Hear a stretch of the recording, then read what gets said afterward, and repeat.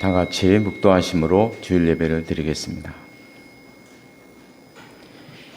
이에 예수께서 제자들에게 이르시되 누구든지 나를 따라오려거든 자기를 부인하고 자기 십자가를 지고 나를 따를 것이니라. 아멘.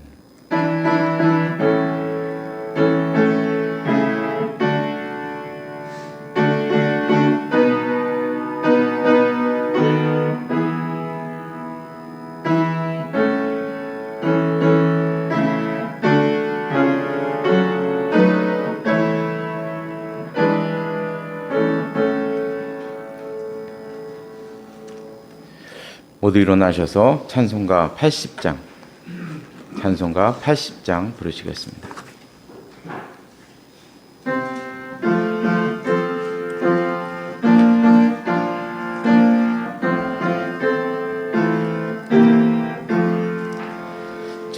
천지에 있는 이름 중 귀하고 높은 이름 주 나시기 전 지으신 구주의 이름 예수 주 앞에 내가 엎드려 그 이름 찬송함은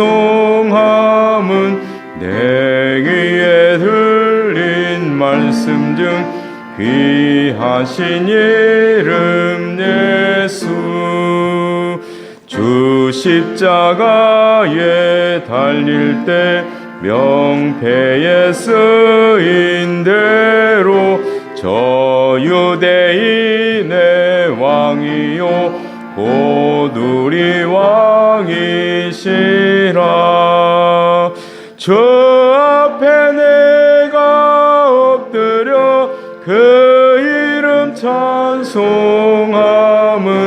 내 귀에 들린 말씀 중 귀하신 이름 예수 지금도 살아 계셔서 언제나 하시는 일 나 같은 죄인 부르사 참 소망 주시도다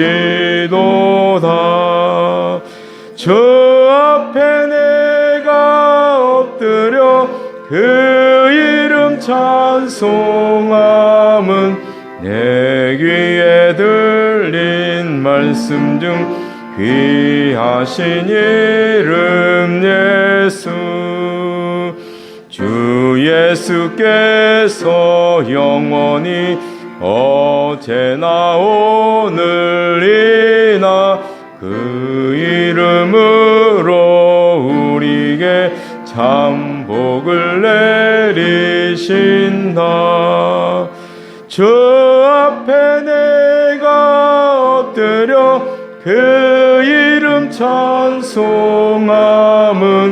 내 귀에 들린 말씀 중 귀하신 이름 예수 아멘. 교동문은 57번입니다. 교동문 57번 시편 130편 말씀입니다.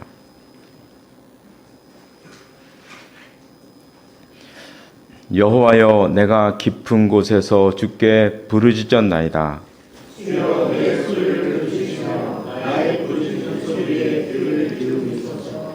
여호와여 주께서 죄악을 지켜보실진대 주여 누가 서리이까. 그러나 사유하심이 주께 있음은 주를 경외하게 하시니이다.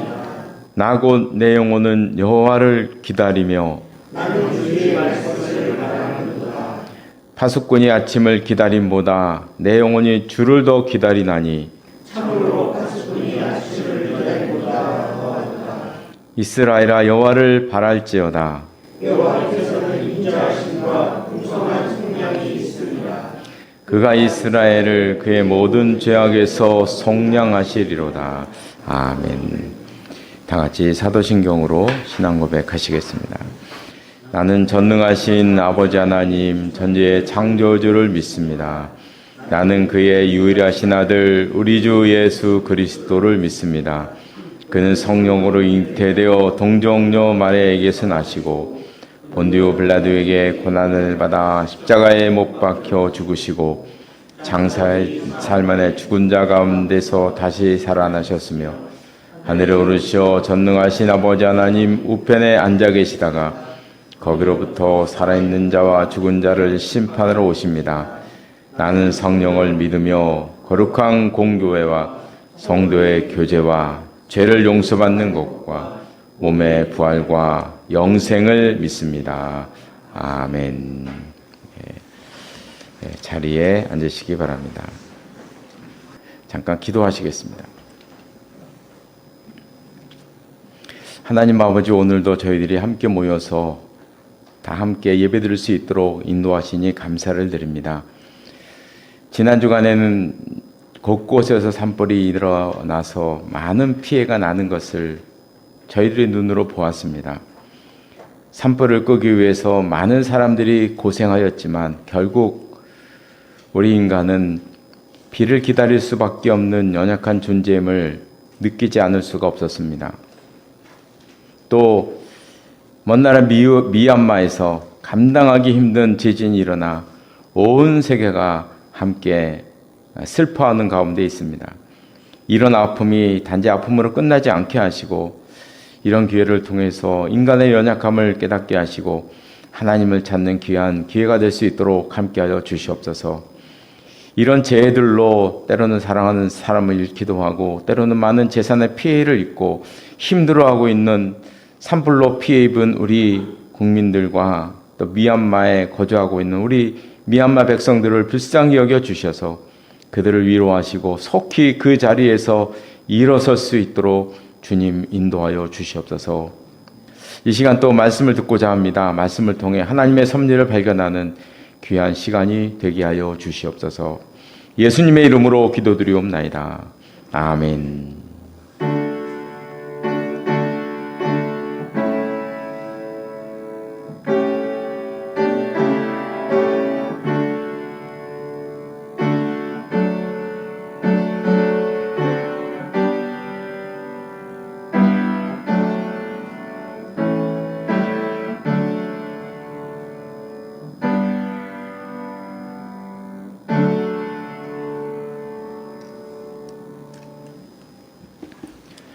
오늘 주시는 하나님의 말씀은 신약성경 사도행전 2장 말씀입니다.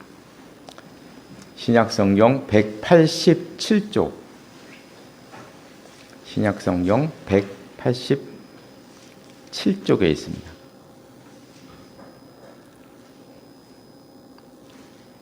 사도행전 2장 1절로 4절 말씀까지, 1절로 4절 말씀까지 한 절씩 교독하시겠습니다. 제가 먼저 2장 1절 말씀을 읽겠습니다. 오순절 날이 이미 이름에 그들이 다 같이 한 곳에 모였더니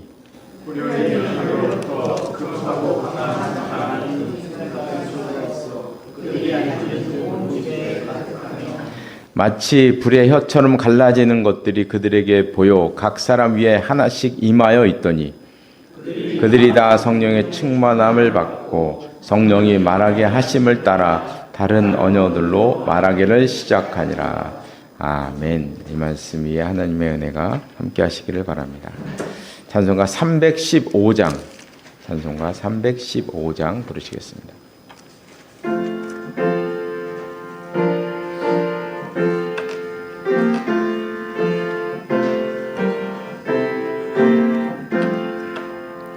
내 주 대신 주를 참 사랑하고 곧 그에게 죄를 다고 합니다. 그는 은혜를 주신 내 예수시니 이전보다 더욱 사랑합니다. 주 날 사랑하사 구하시려고 저 십자가 고난 당하셨도다. 그가 시관 쓰신 내 주 배우니 이전보다 더욱 사랑합니다. 내 평생에 힘쓸 그 큰 의무는 주 예수의 덕을 늘기림이라. 숨질 때에까지 내 할 말씀은 이전보다 더욱 사랑합니다. 그 영광의 나라 나 들어가서 그 풍성한 은혜 늘 감사하리. 금면류관 쓰고 나 찬송할 말 이전보다 더욱 사랑합니다.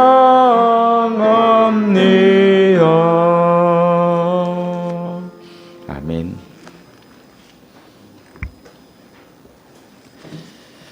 네, 주보에 이제 보시면 오늘 교환을 만들었습니다. 지난달에는 우리가 이제 그리스도론을 이제 보았는데요. 예수님에 대한 이제 제자들의 그 신앙 고백이 두 단계로 발전했다는 말씀을 드렸습니다. 그래서 복음서에서는 제자들이 예수님을 그리스도라고 고백, 메시아라고 이제 고백을 했죠. 선생님은 메시아십니다. 사실 그때 이제 주는 그리스도시오에서 주는 사실 주가 아니고 당신이라는 의미다. 이제 말씀을 드렸어요. 당신의 높임말인데 우리나라의 당신이라는 말은 사실 이게 쓰임새가 너무 다양해가지고 당신 그랬을 때 존대어 상대방에게 당신 했을 때 이 존대어의 느낌이 별로 없어요. 그래서 이제 당신이라고 번역을 못하고 그렇다고 뭐 너는 그리스도라고 할 수는 없잖아요. 그죠? 선생님한테 너도 아니고 당신이라고 쓰기도 뭐하고 쓸 대명사가 없어요. 그래서 주논이라고 말했는데 사실 우리나라 표현으로 하면 선생님은 해야죠. 선생님은 그리스도십니다. 이렇게 이제 고백을 했습니다. 제자들이요. 이 복음서엔 그랬는데 이것이 이제 사도행전에서 달라집니다. 선생님은 그리스도시요 주님이십니다. 주님이라고 이제 고백을 했다는 것이죠. 이 주라는 단어는 구약 성경에서는 하나님께 붙인 그 존칭이고요. 로마 시대에는 황제에게 붙인 존칭입니다. 주, 그 영어는 로드. 그렇게 이제 정말 이제 신앙의 대상으로 불려지는 단어가 주였는데 그 주라는 단어를 사도행전에서 제자들이 사용했다는 거죠. 그럼 도대체 어떤 일이 있었길래 이런 급격한 변화가 있었느냐? 신앙 고백의 변화가, 그건 예수님의 부활입니다. 그래서 예수님의 부활이 제자들에게 준 그 인상이라고 할까요? 영향은 강력한 것이었습니다. 더 이상 어떻게 표현할 길이 없죠. 부활이라는 거 앞에서, 예수님의 부활 앞에서 이건 표현할 길이 없는 거죠. 그런 이제 변화가 있었다는 것을 보았습니다. 그리고 또 하나 본 것이 예수님의 기적이에요. 예수님의 기적은 단순한 기적이 아니라 계시적인 사건입니다. 예수님께서 주님이시라는 것을 드러낸 사건인 거죠. 병자를 고치셔서 우리 인생의 주인이다. 그리고 바다를 잔잔케 하심으로 또 자연의 주인이시다 하는 것을 드러낸 계시적인 사건이라는 거예요. 근데 또 기적도 많이 있을 수가 있는데, 그러나 다른 기적과 예수님의 기적을 비교해 보면 차원이 다른 것입니다. 비교하면 안 되는 거예요. 차원이 달라요. 왜냐하면 예수님의 기적은 계시적인 사건이기 때문에. 근데 우리가 이제 흔하게 많이 범하는 실수는 이 자꾸 동일시한다는 거예요. 자꾸 동일시한다는 거예요. 예수님이 일으킨 기적 나도 했으니 나도 했다? 그건 내가 예수가 되는 거잖아요. 그래서 우리나라 이단이 예수가 많은 것입니다. 이게 자꾸 동일시의 오류가 너무 많이 우리나라에서는 벌어지고 있어요. 그래서 예수님의 말씀과 예수님의 기적, 예수님의 그 기적적인 그 행위와 이 모든 것들은 구별해야 됩니다. 절대적인 사건인 거예요. 구별해, 상대적으로 비교하면 안 됩니다. 절대적인 가치와 의미가 있는 것이다 하는 것으로 우리가 생각을 하셔야 된다는 것 꼭 기억하시기 바랍니다. 오늘은 이제 성령론을 이제 좀 하고자 합니다. 제가 기독교 교리를 3년째 하고 있는 것 같아요. 매달 마지막 주에 이제 하고 있는데요. 기독교 교리의 마지막이 성령론으로 마치려고 해요. 예전에 종말론을 먼저 했기 때문에 성령론으로 다음 달에 성령론 마감하고 그 5월 달에는 이제 지금까지 했던 교리 중에 중요한 개념들을 한번 연결해서 하는 것으로 교리 공부를 이제 한 2달 후에 마감하려고 합니다.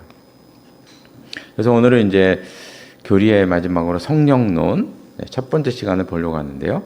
먼저 구약에도 성령께서 계셨죠. 계셨습니다. 제가 그 대표적으로 성경 몇 구절을 제가 이렇게 썼는데요. 그 중에서 한번 보면 사무엘상 10장 10절에 보면 하나님의 영이 사울에게 크게 임함으로 그가 그들 중에서 예언을 했다. 사울 왕에게 하나님의 영이 크게 임하시는 장면이 나왔고요. 11장 6절에도 사울이 이 말을 들을 때 하나님의 영에 크게 감동되어서 그의 노가 크게 일어났다. 이런 이제 하나님의 영에 의해서 감동되는, 그래서 성령의 역사가 구약 성경에 없는 게 아니죠. 아주 많이 있습니다. 그런데 우리가 읽었던 사도행전 2장 1절에 보면 오순절날 마가의 다락방에서 제자들이 기도하는데 성령께서 또 내려오셨네. 그죠? 또 내려오신 거예요. 또 내려오셨어요. 아니, 구약 성경에 계셨는데 왜 또 내려오셨을까요? 그러면 예수님께서 다른 분을 보내신 다른 분이 오신 건가요? 구약 성경의 성령과 다른 분이 오셨나요? 이런 이제 의문점이 생기게 된다는 거죠. 그래서 제가 그 주보에도 썼어요. 성령께서 오순절날 다시 오신 이유가 무엇이냐? 그리고 예수님의 말씀 가운데는 참으로 이해하기 어려운 말씀도 많이 있어요.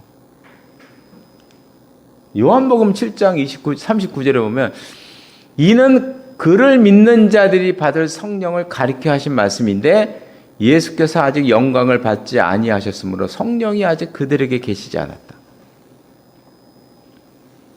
아니, 구약 성경부터 성령이 계셨는데, 그리고 요 밑에 보면 누가복음 1장에 보면 모태로부터 받은 누구냐면 세례 요한이에요. 세례 요한은 모태부터 성령이 충만했어요. 성령이 그냥 성령이 함께 하신 정도가 아니에요. 성령이 충만하신 분이었었어요. 근데 예수님 말씀에는 아직 계시지 않았다.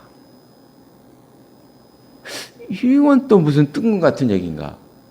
뭐가 이렇게 어긋나는 듯한 이런 이야기들이, 말씀들이 있다는 것이죠. 그래서 우리가 이제 여기에 대한 이야기를, 이런 차이점을 우리가 구별할 수 있어야 성령께서 어떤 분인가를 알 수가 있는 것입니다. 그래서 구약에서 나타난 성령의 역사와 신약에서 나타난 성령의 역사를 이렇게 비교하면 어떤 차이점이 있고, 예수님께서 말씀하신 의도, 그리고 오순절 마가다락방에 성령께서 오신 의도, 그것이 무엇을 말하는 것인지를 우리가 느낄 수가 있는 거예요. 먼저 이제 구약 시대의 성령 역사의 특징을 우리가 보면요, 제일 처음에 가장 큰 특징은 소수의 사람들에게만 임하셨다는 거죠. 소수의 사람들에게.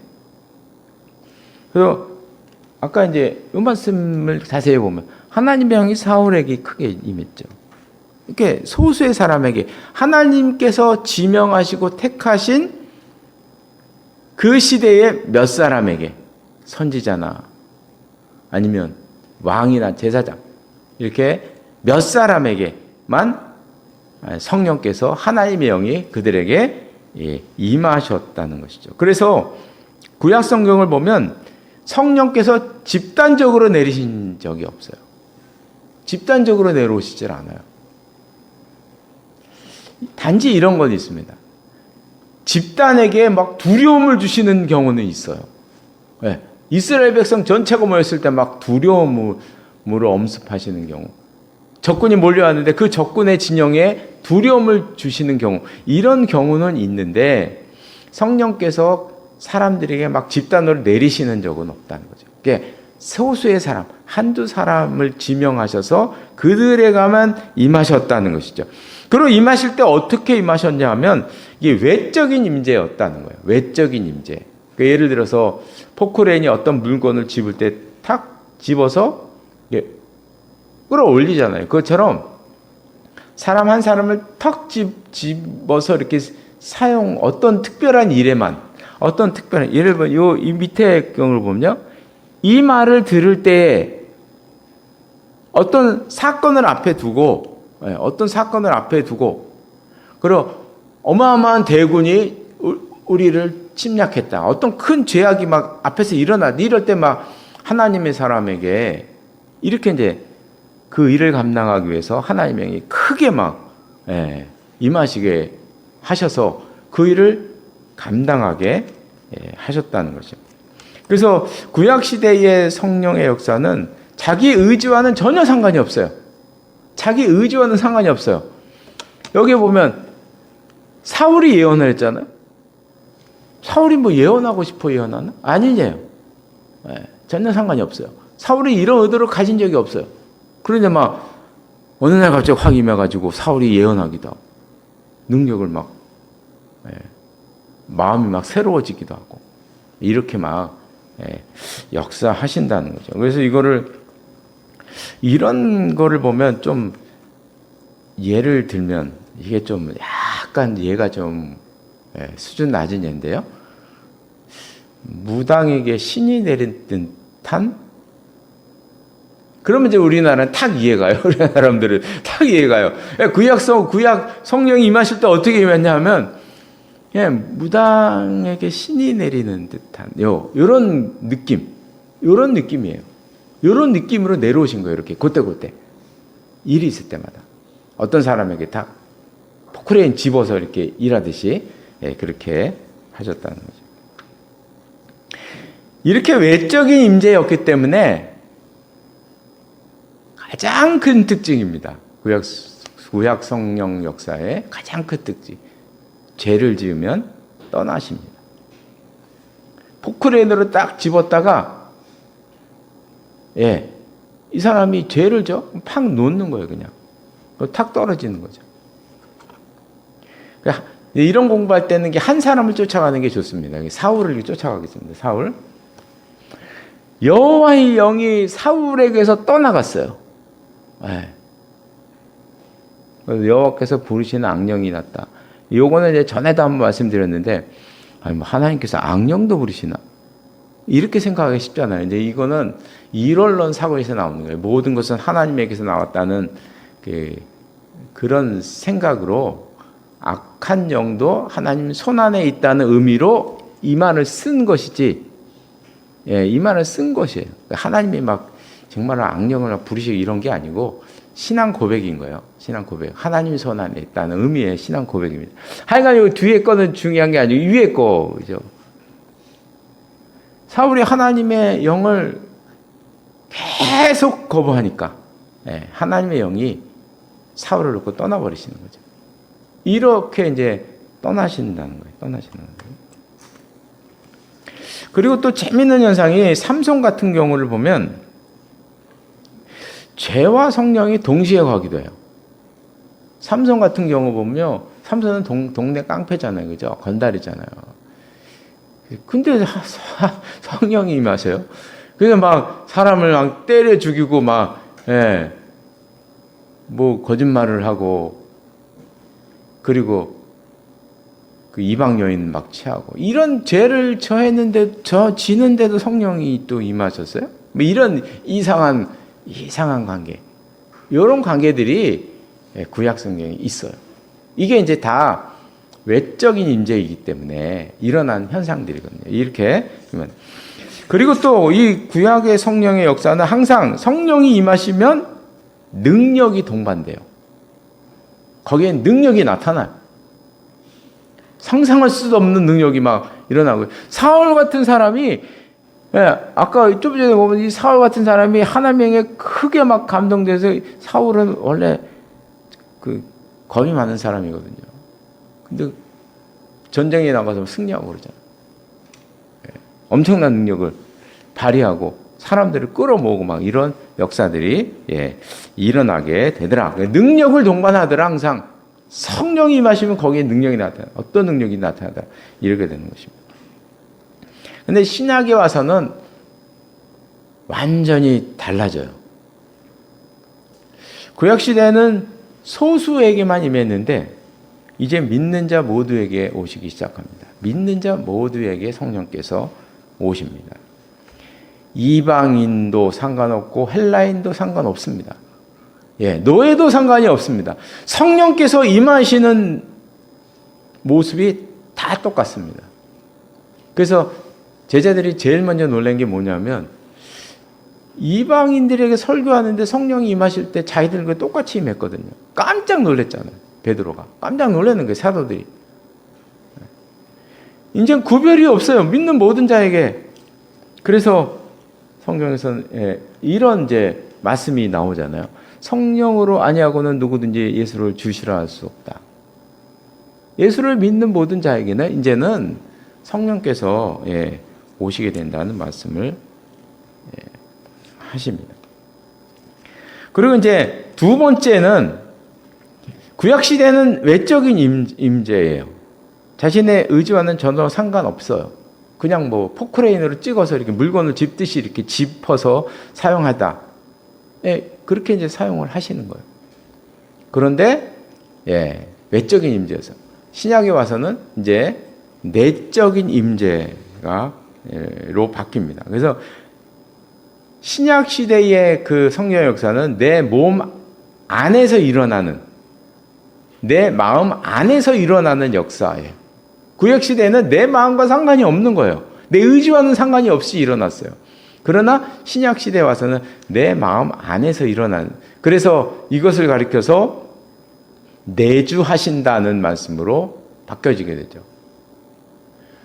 구약 시대에는 내주하신다는 말씀이에요. 내 안에 오셔서 뭐 주님이 되신다, 이런 게 없는 거예요. 구약 시대에는. 그런데 이제 신약 시대의 오순절 성령의 의미는 이거에 있는 거죠.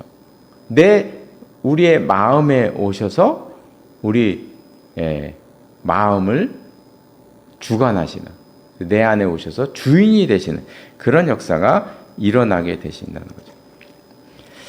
이렇게 내적인 임재이기 때문에 한번 성령께서 우리 마음에 오시면 그 다음부터 이제 구약 시대에는 죄짐은 떠났잖아요, 그죠? 죄 지으면 떠났어요. 그래서 이 다윗 같은 사람도 밧세바를 범한 다음에 제일 두려워했던 게 성령께서는 자기를 떠날까봐 두려워했어요. 시편에 보면 나옵니다. 예, 성령께서 자기를 떠날까봐, 자기가 버림받을까봐 얼마나 두려워했는지 몰라요. 그런데 오순절 성령 이후에는 이제는 안 떠나시죠. 좀 전에 요 밑에 나옵니다. 요한복음 10장 28절에 내가 그들에게 영생을 주노니 영원히 멸망하지 아니할 터요 또 그들을 내 손에서 빼앗을 자가 없느니라.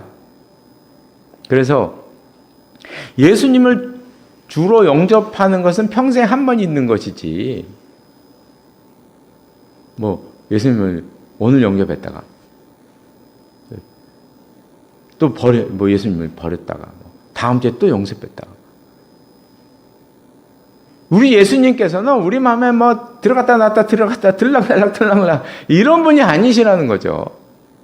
한 번 오시면 영원히 함께 하시는, 안 떠나시는 분이다. 뭐 이런 거는 있을 수 있어요. 성령의 감동이나 성령의 뜨거움이나 열정이나 이런 것들은 사라질 수 있는 거죠. 이런 현상들은 시간이 가면서 사라질 수는 있어요. 그러나 내 마음에 오신 성령께서는 떠나지 않으신다. 이렇게 말씀하십니다. 그리고 구약 성경에서는 성령의 역사에는 항상 능력이 동반되었어요. 그런데 오순절 성령 이후에는 성령께서 오시면 그 가운데 마음의 변화가 일어나게 되더라. 그래서 깡패가 변해서 목사가 되기도 하고, 핍박자가 사도가 되기도 하고, 이런 역사들이 사도행전은 끊임없이 일어나더라는 거예요. 구약 성경에는 이런 역사가 일어나지 않습니다. 이런 역사가 일어나지 않아요. 그냥 하나님께서 쓰실 때 탁 집어 쓰시다가 죄 짓고 그러면 떠나시는 거죠. 근데 신약에서는 마음의 변화가 있기 때문에 깡패가 변해서 목사가 되기도 하고, 이런 놀라운 변화의 역사가 일어나게 되더라는 거죠. 그래서 우리가 이제 구약과 신약의 차이점, 그러니까 한마디로 말하면 우리가 오늘 본문에 읽었던 오순절날 마가의 다락방에서 120명의 성도가 기도했을 때 임했던 그 성령의 역사의 의미가 무엇이냐, 이것을 한마디로 말하면 몸 밖에서 일어났던 구약 시대의 성령의 역사가 오순절날을 기점으로 해서 우리 마음 안으로 들어오셔서 우리 마음을 변화시키는 그런 성령의 역사로 바뀌게 되었다는 것이죠. 한마디로 이런 것이 간단하게 말하면, 그래서 내주하시는 역사가 일어나게 되었다. 그래서 우리가 아까 이제 예수님께서 말씀하셨잖아요. 아직 그들에게 계시지 않았다. 이 말씀의 의미가 이제 그걸 말씀하는 거죠. 진정으로 우리 마음속에 와서 제자들 마음을 변화시키는 그런 성령 역사가, 오순절의 성령 역사, 아직 일어나지 않았다는 거예요. 아직 일어났다.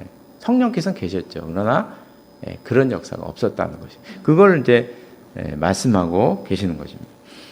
그래서 이런 이제 성령의 역사는 구약에서는 예언만 해놨어요. 그래서 구약에 대표적으로 예레미야와 에스겔에 나오는데, 예레미야 31장 33절에 보면 내가 나의 법을 그들의 속에 두며 그들의 마음에 기록하여 나는 그들의 하나님이 될 것이다. 장차 이렇게 될 것이다. 이게 이제 오순절 성령의 역사를 의미하는 것으로 이렇게 보고 있어요. 에스겔 말씀에서도 두 군데에서 연거푸 나오고 있어요. 또 새 영을 너희 속에 둘 것이다. 또 새 영을 저희 속에 두어 너희로 내 율례를 지켜 행하게 할 것이다. 그래서 이제 성령께서 우리 마음속에 오셔서 거하실 것이라는 이런 이제 예언의 말씀을 선지자가 하고 계십니다. 우리가 이제 성령의 역사를 이제 분류해 보면 두 가지입니다. 두 가지 썼어요. 다이나마이트적인 역사가 있고 다이나믹한 성령의 역사가 있어요. 이걸 우리가 성령 역사를 할 때는 항상 구별을 할 필요가 있어요. 구별을 해서 좀 이야기를 해야 돼요. 다이나마이트적인 성령의 역사는 이 구약적인 성령의 역사예요. 성령의 역사가 일어나는 곳에 능력이 임했고 기적이 임했거든요. 항상 그런 역사가 임했어요. 그것처럼 다이나마이트는 그냥 폭발하면 엄청난 능력이 나타나는 거잖아요. 그것처럼 성령께서 임하시면 폭발을 해버리는 거예요. 폭발해버리는 거예요. 능력이 나타나는 거죠. 이게 다이나마이트적인 성령 역사입니다. 근데 이제 다이나믹한 성령의 역사는 변화를 일으키는 어떤 활동을 일으키고 변화를 일으키는 역량을 말하는 것입니다. 신약의 오순절 성령의 역사에 의미를 담고 있어요. 이 다이나믹. 그러니까 오순절 성령의 역사를 한마디로 보면 다이나믹한 성령의 역사가 비로소 시작된 것을 말하는 것입니다. 그래서 우리의 마음을 변화시키는 그런 역사, 이 다이나믹한 성령의 역사입니다. 근데 우리가 신약의 성령의 역사를 보면 구약에서는 다이나마이트적인 성령의 역사만 있습니다. only, 그거만 있어요. 다이나마이트만 있어요. 다이나믹이 없어요. 구약에. 그러나 신약에서는 이 두 가지가 함께 있습니다. 그래서 다이나믹한 성령의 역사도 있고 다이나마이트적인 성령의 역사도 함께 존재하고 있어요. 여기서 우리가 헷갈리는 거예요. 근데 우리가 항상 기억해야 될 것은 다이나마이트적인 성령의 역사는 누구에게나 일어날 수 있는 성령의 역사입니다. 일어날 수도 있고 안 일어날 수도 있어요. 은혜의 부스러기와 같은 것이에요. 그래서 다이나믹한 성령의 역사가 우선이고 다이나믹한 성령의 역사가 있은 후에 다이나마이트적인 성령의 역사가 따를 수도 있고 안 따를 수도 있습니다. 요거를 우리가 구별해서 봐야 합니다. 근데 제가 이제 요거를 강조하는 이유는 우리나라 이게 무슨 부흥회나 집회 같은 데가 보면 다이나마이트만을 구하는 그렇게 열정적으로 기도하고 이렇게 하는 기도 제목을 보면 다이나마이트적인 성령의 역사를 구하는 것 같아요. 제 생각에는 이렇게 보면 얼뜻 보기에. 그리고 그런 용어도 제가 가끔 지적하는데 성령의 기름 부음의 역사. 성령의 기름 부음의 역사는요. 이건 다이나마이트적인 성령의 역사를 말하는 거예요. 사실 알고 보면 구약의 성령의 역사를 말하는 거예요. 근데 너무 거기에 몰입되어 있어요. 진짜 중요한 거는 예수님께서 말씀하신 진짜는 이 다이나믹한 성령의 역사인데 예수님께서 말씀하신 성령의 역사는 이거잖아요. 요한복음 4장 14절에 보면 내가 주는 물을 마시는 자는 영원히 목마르지 아니하리니 내가 주는 물은 그 속에서 영생하도록 솟아나는 샘물이다. 영생하도록 솟아나는 샘물이 될 것이다. 이것이 오순절날 성령의 역사. 우리를 마음속에 오셔서 우리를 변화시키는 이런 다이나믹한 성령의 역사. 예수님께서 말씀하신 것인데 우리에게 중요한 것은 바로 이것인데 우리는 엉뚱하게 지금도 엘리야의 하나님을 구하고 있는 거예요. 엘리야의 하나님을 구하고 모세의 하나님을 구하고 있어요. 기도하면서. 아니 그건 번지수가 잘못된 거죠. 이건 완전히 번지수가 잘못됐어요. 그렇게 기도하면 안 되는 거죠. 예수님께 말씀하신 왜냐하면 그 열매라는 거 있잖아요. 열매는 다이나마이트적인 성령의 역사에서는 절대 열매라는 게 있을 수가 없어요. 그냥 터지고 마는 거예요. 그냥 역사만 일어나고 마는 거예요. 우리 마음에 성령의 열매가 있는, 인격의 열매가 맺는다 이런 건 없는 거예요. 거기에는 열매랑 상관이 없어요. 오직 다이나믹한 성령의 역사만 거기에서만 성령의 열매와 은사가 성령의 은사와 이런 것들이 우리에게 임하신다는 것이죠. 진정한 변화가 일어나는 거죠. 그래서 우리가 이제 오순절날 성령의 역사를 에서 중요한 것은, 오늘 본문에서 이제 중요한 것은 뭐 제자들이 뭐 방언을 했다거나 뭐 바람 소리가 났다거나 이런 게 중요한 게 아니라는 거예요. 이런 게 진짜 중요한 건 제자들이 변했다는 거예요. 변했다는 거예요. 이런 성령의 역사를 받은 다음에 제자들이 그냥 당장 뛰어나가서 숨어서 죽을까봐 예수님 부인하면서 도망 다니던 제자들이 이 오순절날 성령의 역사 이후에 바깥으로 나가서 복음을 전하기 시작했다는 거죠. 그래서 사도행전의 그 주제는 오순절날 성령의 역사 이후에 변화된 제자들이 주제인 거죠. 어떻게 변했나? 어떻게 살았나? 이것이 중요한 것입니다. 그래서 우리가 이제 이 성령의 역사를 생각할 때는 항상 구약의 성령의 역사와 신약의 성령의 역사의 차이점에 대해서 우리가 언제나 이게 꼭 기억을 하셔야 되고, 이 차이점의 의미가 도대체 무엇인지, 그래서 오순절날 왜 성령께서 다시 우리에게 임하셨는지, 이것이 의미가 무엇이며, 그래서 우리 삶에서 진짜 중요한 게 무엇인지 이것을 우리가 생각을 하셔야 됩니다. 그래서 우리가 항상 이 제자들처럼 변화된 삶을 사는 것, 이것이 사도행전의 주제이고, 그리고 신약 성경의 주제이다, 또 우리의 삶의 과제이다 하는 것을 늘 기억하며 사시는 우리 모두가 되시기를 바랍니다. 기도하시겠습니다. 하나님 아버지, 우리가 오늘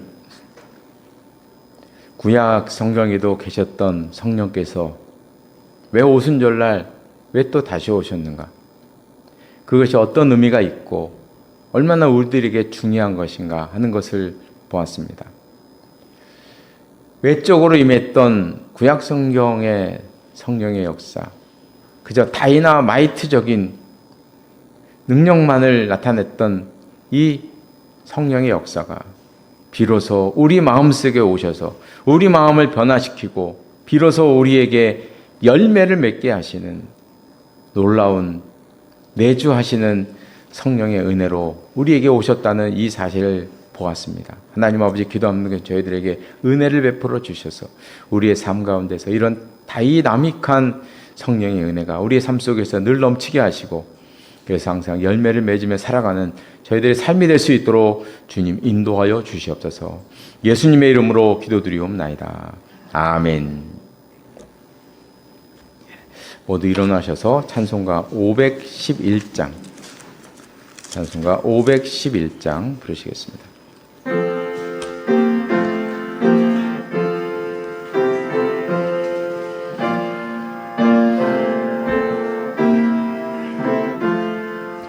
예수 말씀하시기를 누가 오늘이랄까, 곡식이고 거둘 때니 누가 추수하리요, 후한 상을 주시려고 일할 사람 모르니, 주의 직분 맡으려고 대답하리 누구냐, 멀리 가서 이방 사람 구원하지 못하나, 내 집 근처 다니면서 건질 죄인 많도다, 천사같이 말 못하고 바울같이 못하나, 예수께서 구속함을 힘을 다해 전하세, 죽을 사람 구하라고 예수 너 힘이 없어 못한다고 핑계하지 말아라. 주가 주신 직분마다 항상 기뻐 지키고 부르실 때 대답할 말 나를 보내주소서. 아멘. 기도하시겠습니다. 지금은 우리 주 예수 그리스도의 은혜와 하나님 아버지의 극진하신 사랑하심과 성령의 교제하심과 교통하심이 이 자리 나와서 예배드린 편 하나님의 사람들과 가정과 기업 위에 항상 함께 하시기를 간절히 축원하옵나이다. 아멘.